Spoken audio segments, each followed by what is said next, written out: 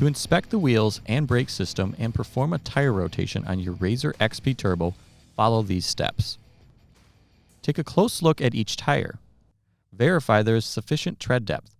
Tires should be replaced once they reach 1/8 inch or 3 millimeters of tread depth.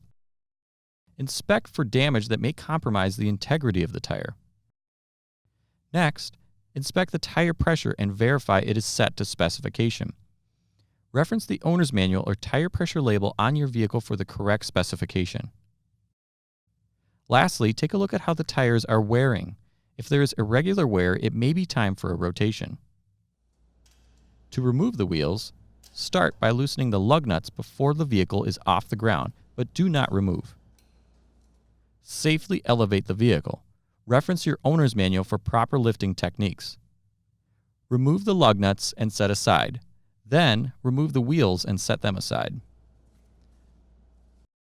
Now is a great time to take a look at the brake system. Start at the front of the vehicle on the driver's side and inspect the fluid level and condition in the master cylinder. Ensure the level is between the min and max marks. Add fluid as necessary. Caution: after opening a bottle of brake fluid, always discard any unused portion. Brake fluid rapidly absorbs moisture from the air, which causes the boiling temperature to drop. This can lead to early brake fade and the possibility of an accident or serious injury. Look at the banjo bolts on the inside of the master cylinder for leaks. Tip: use a mirror to see the banjo bolts. Follow the lines all the way to both front calipers, looking for any leaks, kinks, or damage. Also ensure the brake line retainers are properly secured. Inspect the connections at the front brake calipers for leaks. Next, follow the brake lines back to the rear of the vehicle, checking for leaks, kinks, and damage. Inspect the connections at the junction block and the driver's rear wheel well. Follow the brake lines to the rear brake calipers, looking for leaks, kinks, and damage. Also ensure the brake line retainers are properly secured. Inspect the rear brake calipers and connections for leaks. If inspection reveals any concerns, do not attempt to drive the vehicle. See your authorized Polaris service center. Next, take a look at the brake pads and rotors. Caution: brake rotors can become extremely hot after operation.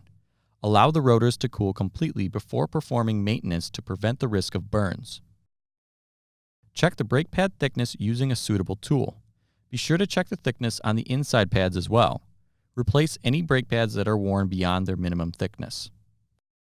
Next, use a brake rotor measuring tool to measure the thickness of the brake rotors. Replace the rotors if they are worn below the minimum thickness. Once the brake system inspection has been completed, the tires can be rotated and reinstalled. Rotate the wheels as needed based on wheel configuration. Caution: due to different configurations, some wheels may not be able to be rotated. Always pay attention to all markings and directional indicators on the tires.